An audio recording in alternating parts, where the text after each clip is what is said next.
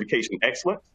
And I'm here to kick off a discussion of findings from a study of academic and bar exam performance that we at AccessLex undertook in partnership with LSSSE, Law School Survey of Student Engagement. What made this study distinctive is the manner in which student engagement factors were incorporated into the study design. And as you'll see later, we uncovered interesting findings regarding the roles of academic and engagement factors in influencing how our graduates perform in their classes and on the bar exams that they take. Joining me today is our partner at LSSSE, Chad Christensen, and my colleagues from AccessLex, Jason Scott and Tiffany Cochran. So it goes without saying that this research is important. The stakes involved with the bar exam are high, both for students and for law schools. They're also high for our society, given the imperative that the legal profession actually reflect the diversity of our society. Since 2008, we've seen almost a steady decline in bar pass rates. And even though we saw a slight bump in 2019 and possibly in 2020, there's still too many of our graduates who take the bar exam and don't pass. In response to the declining rates, the ABA recently adopted a revised version of Standard 316, and it dictates that at least 75% of a school's graduates must pass the bar exam within 2 years of graduating. Now, this isn't a difficult standard for most schools to meet, but the spirit of it, the notion that law schools have a stake in the long-term success of their students is very important and universally applicable. And that is fundamentally what this research is about. It is about assessing the impacts of the law school experience on law students from beginning to end, and then making tweaks, changes, or even whole-scale reforms based on what is learned. Now, the encouraging part of this is that what law schools do matters. It matters for all students, but particularly those who experience academic difficulty early on, those who we tend to be most concerned about. There are many opportunities for law schools to help students gain and hone necessary skills and become more engaged students overall, which will in turn increase their chances of passing the bar in ways that we will explain shortly. So with that, thank you for joining us. Quick note before I turn things over to Chad. If you have any questions as we go through this presentation, feel free to send them over through the Q&A chat, which is, I believe, somewhere near the bottom of your screen. And we'll review the Q&A chat, or the questions I should say, throughout the day, and we'll answer them as we're able to get to them. With that, I'll turn things over to you, Chad. Sounds great. Thanks, Aaron. Good afternoon, everyone. Thanks for joining us today. I'm going to talk just a few minutes about this concept of student engagement, some of the work we do at LSSSE, and then the genesis of this partnership with AccessLex and the Bar Success Initiative. So student engagement is, the way I think of student engagement is this holistic concept or this practical representation of a very robust body of research on what students do in and out of the classroom, what we call educationally purposeful activities that lead to student learning, student success, student outcomes. It's not a new concept. It's been honestly around since for decades. And so what we've done is taken this research to kind of create the LSSSE survey.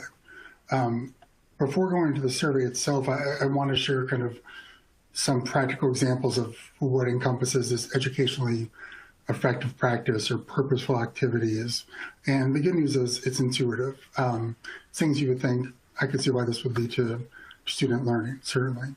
And those are things like studying, participating in class, discussing and working with peers in and out of the classroom, informal student-faculty interaction, exposure to diverse interactions, intrusive advising, both academic and career, from faculty and staff, students working harder than they thought they could to meet expectations. All of these things students that engage in these activities learn more, are more satisfied than students who engage less frequently with these activities.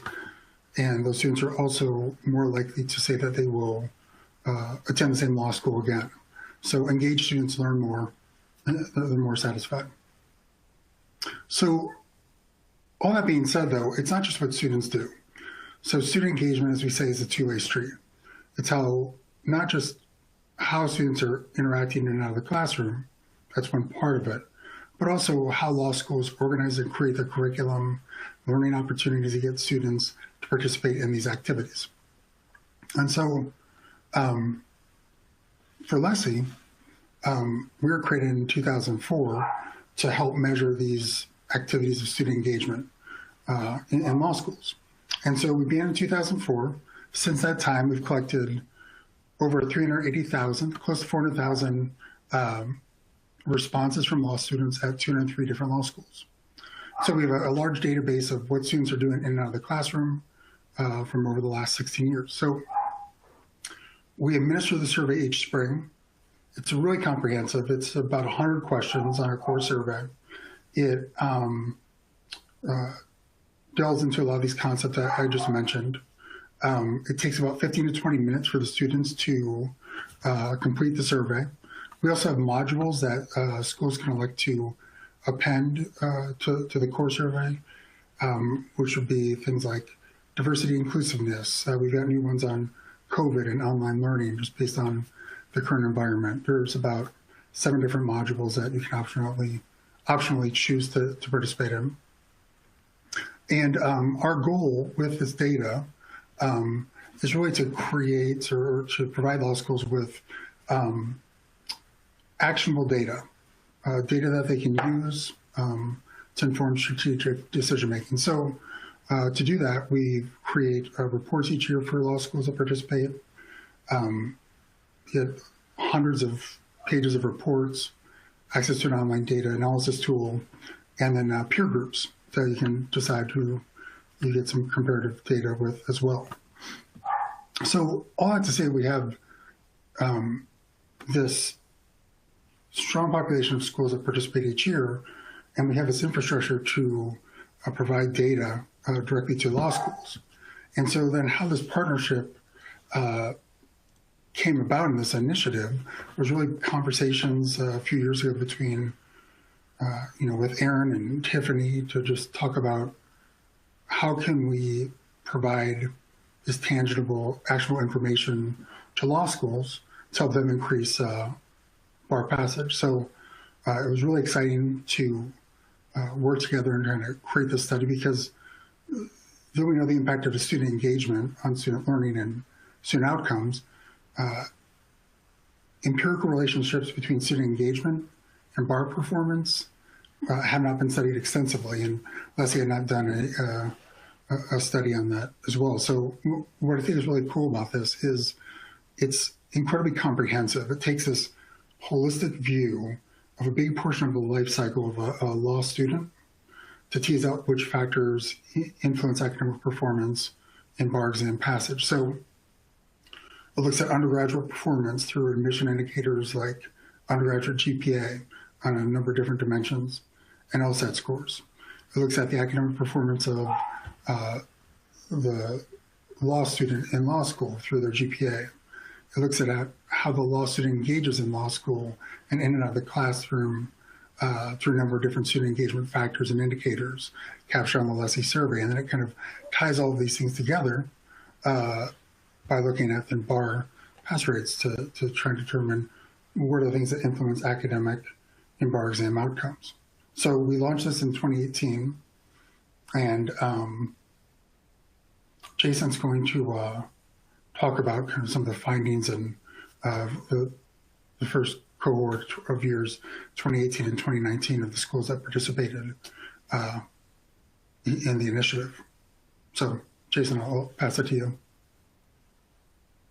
Well, thank you, Chad. And first of all, thank you. Good afternoon to everyone that is attending, or good morning, depending on where you're located. I don't have much time. Normally, this would be a much lengthier conversation if this was done in isolation. Chad and Aaron have already given you a nice overview of the motivation behind the first phase of this project. So I'm hoping to do, in relatively short order, 3 things. At a very high level, kind of give you an idea of what it is that we did. Second, what we found that is most germane to this webinar. And 3, how this leads to the second phase of the project. And essentially, why we're here today. So the first phase of the initiative uses data from 4,700 graduates from 20 law schools across the country. Graduates all completed law school in either 2018 or 2019. And we were predominantly concerned with 2 outcomes, bar passage and law school GPA. So we explored the relationships between bar passage and student engagement factors, as well as law school GPA and undergraduate GPA and LSAT scores. But we also looked at the relationships between law school GPA and student engagement factors and undergraduate GPA and LSAT scores. Now, this is not a very simple field to dive into. There are a lot of issues that can confound and inflate or bias the results. So we were very careful to take into account many of these concerns. One of the most important concerns was the idea that students are housed within schools, and those schools are all going to be somewhat different. So our model actually allows us to compare students to similar students within their own school. We also recognize that no 2 cohorts are the same. So we account for cohort year in our models as well. We also tackle things like race, ethnicity, because they're proxies for other potentially confounding variables, as well as gender. And in the instances where we're not specifically looking at undergraduate GPA and LSAT score, we use those 2 as well as control variables. And another thing that we took into consideration was the fact that student grading changes as students progress through law school. So we kind of address that in a number of different ways. Number 1 is this entire idea we compare students to students within the same school. And number 2, we actually standardize GPA variables. So that is we kind of rescale variables so that the mean becomes 0. So anyone below the mean gets a negative number, and anyone above the mean gets a positive number. And this helps us account for any type of grade inflation that might occur as students progress through law school, and account for the differences in the grading policies themselves, going from grading curves to perhaps more lenient grading later on. In total, we looked at 19 student engagement factors. 4 of these are LSSSE engagement indicators, which we'll talk about a little bit more in a minute. And these are all variables that LSSSE has created. Each one comprises a series of survey questions along one of these 4 themes. The other 15 are variables that we identified or created for the sole purpose of this analysis. We identified questions and grouped some of them into categories that we thought would be most important in our analysis, because there simply are just too many questions on the LSSSE survey to address each one individually. So the LSSSE engagement indicators ask a series of questions that relate to student perceptions about their ability to think critically and analytically, their perceptions of the law school environment and how they fit within that environment, perceptions of the quality, the quantity of advisory services, as well as communications and relationships with faculty. Do they receive fast feedback? Do they get assistance on projects, or do they work with faculty on other projects? And what type of advice do they receive from that faculty? So it gets at that whole that picture of this is a holistic experience that goes just beyond the students. The 15 variables that we identified sometimes are just one LSSSE question, and other times are 2 or more questions that we've combined. So for example, broad legal education is one question on the LSSSE survey that asks students to rate their acquisition of a broad as opposed to narrow legal education. We also ask questions that are these composite variables where we combine questions. So things like real-world legal experience combines questions about the number of hours that a graduate spent caring for a dependent, commuting to and from school, and the number of hours they had to spend working in kind of a non-legal professional job while they were in law school. So a position that's not really giving them necessarily the skills that they would need to pass the bar exam or to be successful in their careers. But we also then look at things like other responsibilities, the number of hours somebody spent caring for their dependents, the number of, I just talked about that one. Real world experience captures things like the amount of time students spend doing pro bono legal work and the amount of time students spent doing paid legal work. So gaining that kind of hands-on experience outside of the classroom. So without spending too much time diving into each one of these, we'll kind of dive into kind of some of the findings that we've come across thus far. The main takeaway that I want to give based on some of the academic information is that from pre-admission to the final year, academic indicators, whether that be LSAT score or it be undergraduate GPA, first semester GPA, final GPA, they all provide, to some extent, a basis for making bar passage predictions. And if we were in person, we would ask you to kind of shout out what you think of these 6 indicators you think is most strongly related or correlated with first-time success in the bar exam. So if I could, I'd ask you all to kind of just use the Q&A and just fill out the Q&A with your guesses. And while you do that, I want to talk a little bit about LGPA growth. So LGPA growth is this measure that we created that captures the difference in a student's GPA performance from their first semester through or to their final GPA. And again, we took great care in creating this variable and making sure that these variables are, again, all standardized, so centered around the mean for each of these GPAs and within each school. So we're not aggregating across all schools and coming up with averages. We're actually doing this within each of the schools that participated, which helps really with the comparisons that we're trying to draw. So I see a lot of participation, which is very encouraging.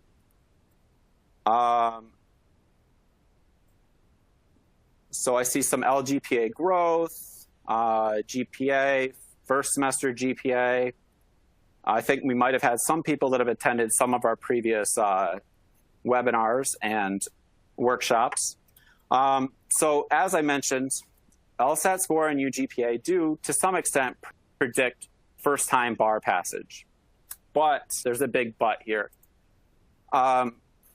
Relative to law school academic performance measured by GPA, they're actually quite small. In fact, they're about a third the size of the effects for first semester GPA through final GPA and GPA growth.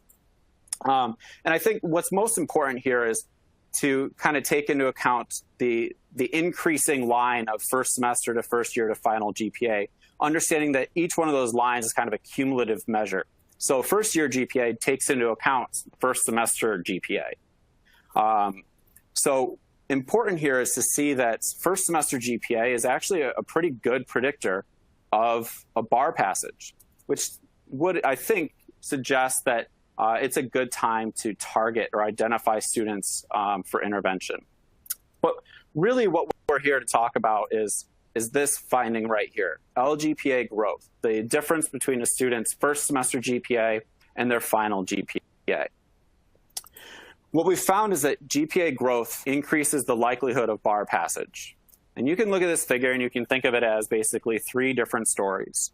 The left group, you've got a student with a below average first semester GPA. And the middle group is a student that has an average first semester GPA. And that final group on the right are those that are the high performers, those with the above average first semester GPAs. Each of the colors represents a different level of GPA growth. So if you look at that below average group that's on the left, you'll see that light blue color. I'm sure if my daughter heard me saying that, she'd correct me and tell me that it's some specific color, but we'll go light blue. We can see that a student with a below average first semester GPA that doesn't have or experiences no growth over the course of their law school career has about a 25% likelihood of passing the bar exam. Now, if they were to grow that GPA by about 0.17, which is actually the average growth that we observe in our sample, that number increases to about 42.6%. So that's about a 17 percentage point increase. Now, if that student were to actually have increased their GPA by about 0.43, which is we just chose that value because it's one standard deviation above the mean, that number rises to 71.1%. So basically a 46 percentage point increase, which is quite meaningful. And if you look at that average student has with no growth, there's about a 75% chance of passing the bar exam. But when they increase their GPA by about 0.17, which is less than half the distance between a B minus and a B, that increases by about 12 percentage points. And it increases all the way to 96% if they increase their GPA by 0.43, which is just a little bit more than that increase from that B minus to a B. Now, it's important to note that GPA growth takes on positive and negative values. We just chose these values for illustrative purposes, but there is negative growth. In fact, negative growth is a required component of this when you're working with standardized variables. But we just don't choose to show those in this figure. In looking at student engagement factors, we found several that have significant and meaningful relationships with bar passage. Not surprisingly, the more time a graduate spent taking care of a dependent or commuting to school or working a job, the less likely they were to pass the bar exam. But really what I want to focus on here are these things, the real world legal experience. So the amount of time students spend really getting out in the field and doing legal work, whether that be pro bono or whether that be paid. And also this beneficial effect of developing practical skills. So practical skills involve speaking and writing and communicating effectively, as well as conducting research. And then finally, the development of this broad legal education, as opposed to more narrow and specific. I don't think that this would be too surprising, given that the bar exam is a rather broad exam, testing a large number of topics, and largely in depth in those topics as well. Self-care was also important, and self-care really was tied to students' engagement in participating, in social activities, so socializing and going to the gym and participating in community organizations. Basically those things that help reduce stress. But I'm going to focus a little bit more here on the real world experience and practical skills. Because what we found is that developing skills, experience, and knowledge in law school matters. It's basically, what happens in law school matters. What you as administrators and faculty do makes a difference. So we can look here and we can see each of the colors in these figures represents students with different LSAT scores. So the light blue would be a student with a below average LSAT score. The darker blue is an average LSAT score, and the dark blue is a student that had a high LSAT score. And what we see is if that student that has a below average LSAT score increases their likelihood of passing the bar by about 9 percentage points by gaining some real world experience. Now, it doesn't really matter how much real world experience, it just appears that that participation alone does help develop real world experience, or it does help improve the odds of passing the bar. And that even applies to students with just an average LSAT score, who increase their likelihood of passing from 77 to about 83%. And even above average students see an increase, although it's smaller because those students already have a relatively high likelihood of passing the bar.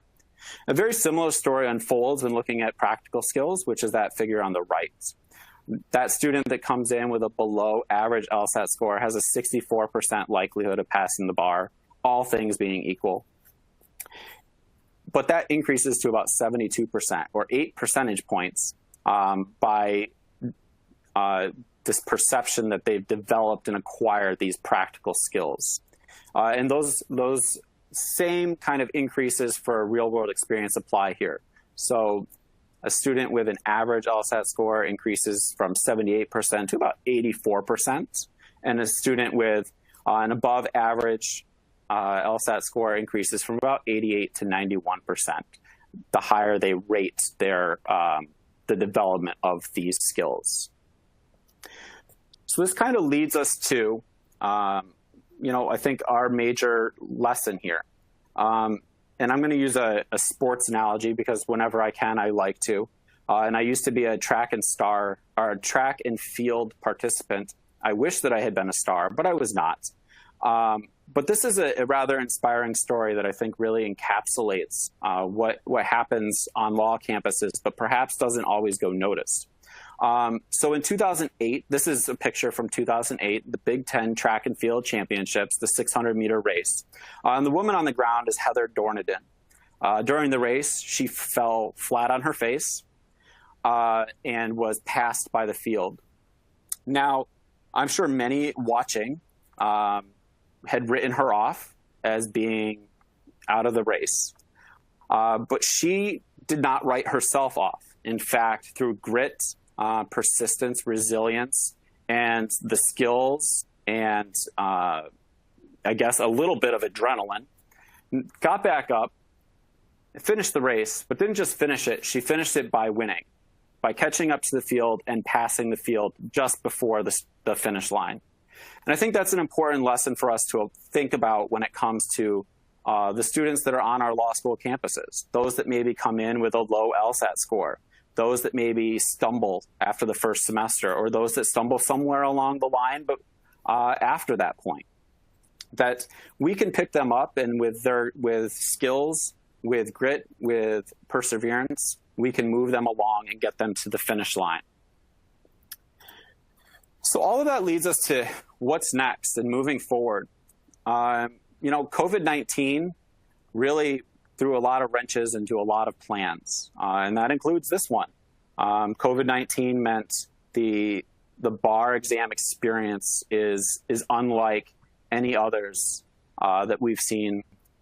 And with all of the postponements, with all of the shifting of mediums, where some have delivered the exam online, some have allowed for even open book exams, and others have stuck to the in-person exam. It means we can't really draw any conclusions from bar results for 2020 that could be applied outside of this year.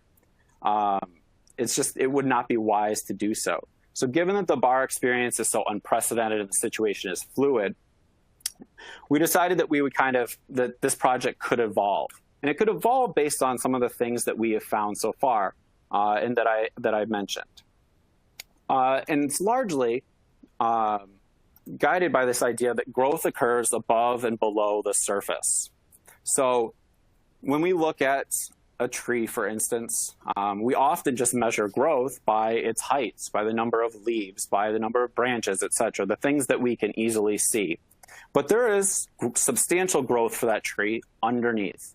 All of its root system spreads and grows and develops, and all of that is part of the whole growth of the tree. And it's a similar story for students. So I'd like to put to you into the Q&A, what factors do you think, what kind of growth factors do you think occur above the surface for law students? And what might be below the surface? And I'll give you all a second to kind of fill out the Q&A and give some responses.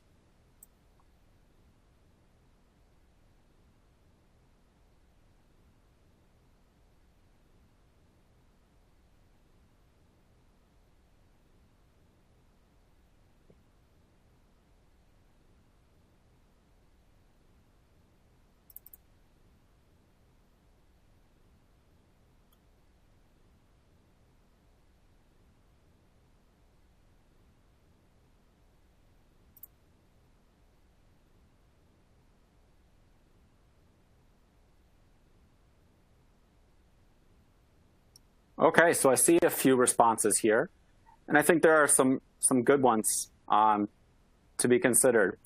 I've included a very brief list. I did not go and make a comprehensive list, but I'm seeing some really good suggestions that I think align very closely with what I'm about to say.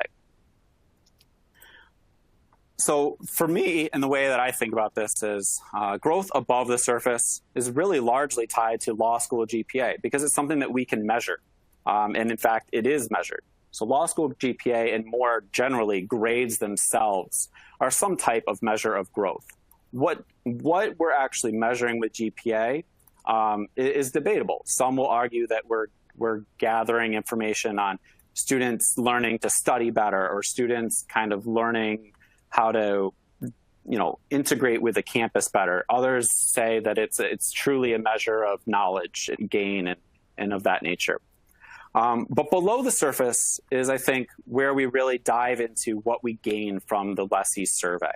We're able to learn and then understand what's happening below the surface. So things like attitudes, their experiences, the environment that they find themselves in, habits, behaviors, this desire that Yolanda mentioned. And then even just some of the skills that maybe don't quite make it into formal or formative assessments. So things like the development of relationships or legal analysis skills. Many of these fall under the radar in terms of grading in law schools. So this leads us to kind of this new initiative with new questions. Number one, how do law student experiences and behaviors develop over time? We want to look at those roots and what's happening to students and those engagement factors over time. And secondly, how do those factors and those changes relate to GPA growth and ultimately then to bar passage? And then lastly, whether this GPA growth phenomenon that we've uncovered and we talked about earlier, whether that extrapolates to the undergraduate experience and perhaps whether that might be a supplemental admissions criterion or indicator that could be used to identify students that will succeed in the law school environment. So we kind of have these three different prongs in what we're hoping to accomplish. And we're really hoping to do this by just tracking the same students over time to measure how their growth and development, both above and below the surface, change throughout law school. So Tiffany's going to talk in a minute about how you can get involved. But we want to really, what we're trying to do is match the growth that's above the soil and the growth that's below. And really, for the first two questions here, we want to kind of get at, how do these changes relate? We want to be able to get into this box and answer this question mark that we just don't know. And so with that, I will pass the baton to Tiffany Cochran to tell you a little bit more about how to get involved. Thank you so much, Jason. And I hope that everyone is just as excited and intrigued by all of those results and questions as I am. And I think Jason did a great job of presenting them. And I hope that that excitement and intrigue that you might be feeling leads you to wonder, how can I get my institution on board with this? How can we participate? And I'm going to share with you some ways that you can get involved. So I want to start out by sharing some requirements for participation. And so, there's two things that I'm going to talk about here, but I want to start out by just focusing on those first two new questions that Jason just shared with us. And that relates to the partnership that we have with LSSSE. So the first requirement that we have up front is that we are asking, or currently limiting this opportunity to law schools who have a full-time fall 2020 class size of at least 180 students in their 1L cohort. So these are students that just started law school in fall 2020. And the reason why we are imposing this limitation is not to be intentionally exclusionary, but it's because we're taking a longitudinal approach. So Jason talked about how we want to examine these factors over time. We want to examine them in each year of law school. And so starting with this one cohort will allow us to do that. But also given the fact that we want to be able to look 3 years from now at these data points and have a robust sample size to do these analyses, it then therefore requires that we start out with a pretty robust cohort to begin with. And then the second requirement is related to the first. So in addition to having this 180 minimum class size for fall 2020, we're also asking participating law schools to commit to at least a 55% response rate or 125 student responses each of the 3 years that you participate. So for some law schools that have a larger enrollment size, 125 students might be a drop in the bucket. And so we want to make sure that we're getting a meaningful response rate from those institutions as well, and one that is hopefully more representative of their initial student body. And then again, because this is a longitudinal study, we're asking for a 3-year commitment. So we would hope that schools that sign on with us this year will still be with us in 3 years to make sure that we're able to complete the analyses and support you in your work. And then finally, we would need you to secure approval from your institutions. And this might look different depending on how these things work at your law school. So in some cases, when we had the first phase of this initiative, the law school just required a dean's approval. But in other cases, it was more involved, meaning that the law school needed approval from the Institutional Review Board. So that's what that IRB means on the screen. And so we are prepared to support you in gaining whatever approvals you require, and we're not intimidated by the IRB process, and we don't want you to be as well. If you have any questions or need support with that, please reach out and let us know. So once you've cleared those hurdles, here's how you would participate with us. The first step you want to take is to make sure that if your institution has not already, that you've signed up for the 2020 LSSSE survey. And so in your resource list at the bottom of your screen, there's a link to the registration webpage. And Chad, correct me if I'm wrong, but I believe the deadline to register is February 15th. So if you're interested in doing this with us, we encourage you to meet that deadline. Secondly, if you decided to participate in the initiative, we would require you to sign our AccessLex data sharing agreement. So this is a 3-year contract that would not only obligate you to share data with us so that we could complete the analysis, but it also obligates us to make sure that the data that you provide to us is secure and protected. And that's something that we take very seriously at our organization. And finally, we would ask that you submit the required data elements for 3 years. And so these are all of the different requirements and participation tasks that would be required. If for some reason you didn't meet that enrollment threshold that I mentioned on the last slide, there is that opportunity for you to work with us for the undergraduate GPA growth analysis that Jason discussed. This does not require LSSSE participation. This is something that we can do with any law school, irrespective of their class size. And so if you're interested in that, please reach out to us and let us know. And I should also say that the rest of the next slide that I'm going to share with you does not apply in that case. So it's going to require you to reach out to us to give you additional details on that particular point. So as I mentioned, there is a requirement for you to share data with us. So I'm giving you a high-level overview of those data elements on this screen. So obviously we would be asking for the survey results from the LSSSE administration of this particular fall 2020 cohort over time. We're also asking for demographic information, including the student's name, so we can match their academic information with their LSSSE information. And then we're also asking for all the different academic data points that you see on the screen. And then in that final year of the analysis in 2023, once these cohorts, once the fall 2020 cohort has graduated and they've made or had an opportunity to make their first bar exam attempt, we would then ask for these various bar passage and bar exam data points. So we're asking for a lot for those who participate in the initiative, but we're also giving you, hopefully, some little nuggets in return.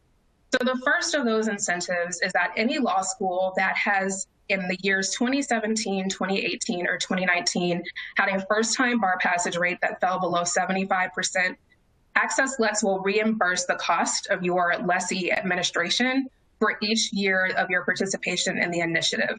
So this is a one-time requirement. Once you meet this threshold in this year, we would give those reimbursements in each of the years that you participate. Separate from that, we are also giving every participating law school, irrespective of your first-time bar passage rate performance, a $25 Amazon e-gift card for each student from that fall 2020 cohort that actually responds to the LSSSE survey. And we're doing this because, again, we have that requirement of a 55% response rate or at least 125 students from the cohort participating each year. And so we hope that this incentive would help you to ensure that you're meeting that threshold for us. And then third, related to that exciting GPA growth finding that Jason shared, we are awarding a $1,000 prize for each participating institution to the student with the most improved GPA. So the student who has the highest growth from their first semester to the final year of law school will receive $1,000 from us at the end of the study.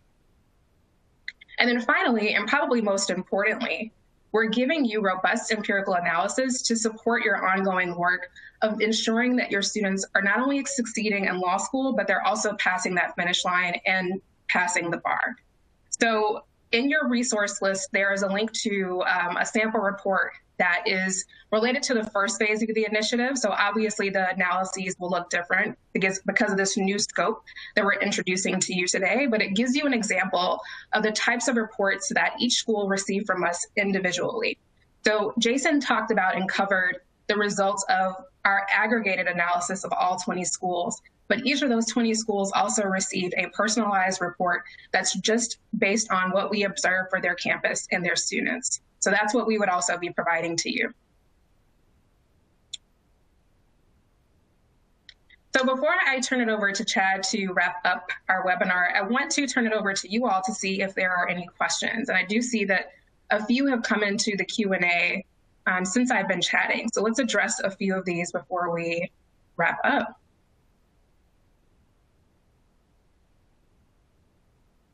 Okay, actually, it looks like there just might have been some comments. Okay, and I do see one comment from someone who said that there's interest potentially at their law school, but there's no way to commit to giving confidential information at this point and would need to discuss with the dean. And so that's a really, really great point. And as I mentioned, we definitely would want to make sure that you secure the necessary approvals before you get to the point of signing on that data sharing agreement. Obviously, if your school is interested in participating with LSSSE this year, irrespective of your participation in the initiative, then you should definitely feel free to register. But that registration deadline is really the only thing that is time sensitive. If at any point after that registration you decide to sign on to this, we'd be happy to partner with you. We would just want to make sure that you're actually signed up to participate in LSSSE to get started with us in the initiative. There's also a question about what opportunities are available for smaller schools. So a great question. So let me just reiterate that we do have an opportunity where we are going to provide an undergraduate GPA growth analysis for law schools. And so Jason mentioned that we are interested in understanding whether or not this law school GPA growth story that we find might have some implications for how we evaluate students in the admission process. So is there something that points us to, would we find that if a student was able to improve their undergraduate GPA over time, a correlation between that undergraduate GPA growth and their performance in law school, their first semester GPA, for example, their first year GPA, their final year GPA, their bar passage rate. And so that is a separate analysis that would not require LSSE participation. So I hope that that answers the question. If you have any follow-up or clarifying questions, please let me know in the Q&A chat.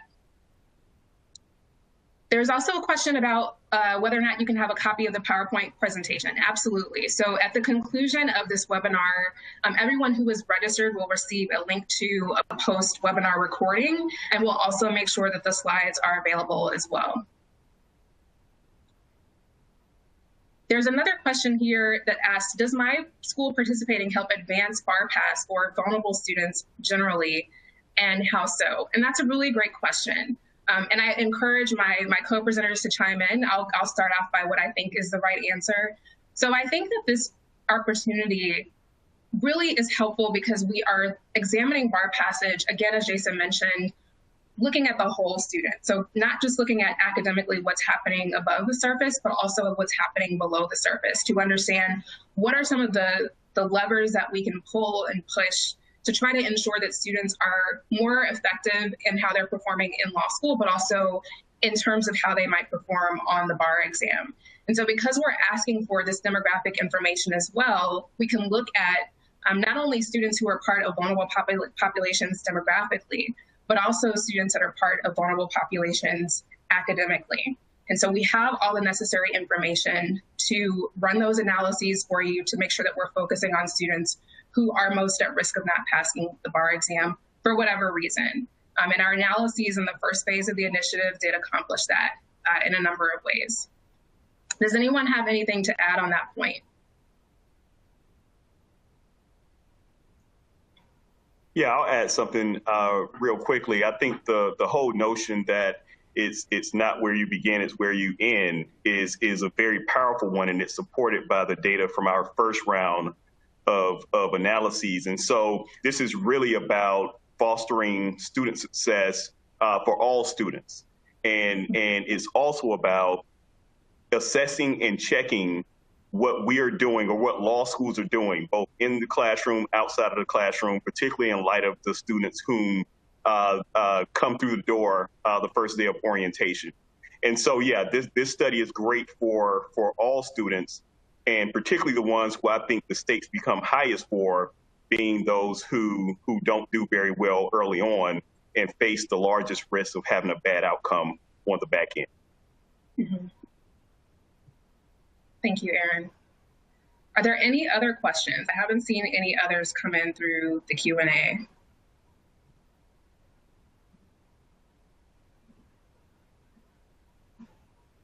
Okay, well, seeing none, I'm going to turn it over to Chad to wrap us up.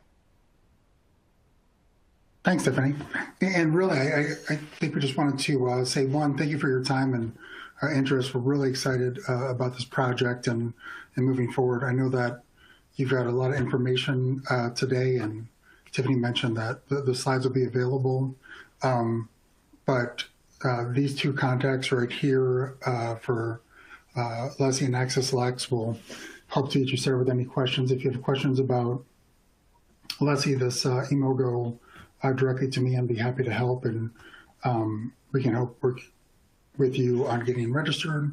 AccessLex I can also help you with the IRB process and these questions, but we so appreciate your time. We're excited for this 2.0 iteration and hopefully be able to provide helpful information to create a greater success in bar pass. So thanks, everyone.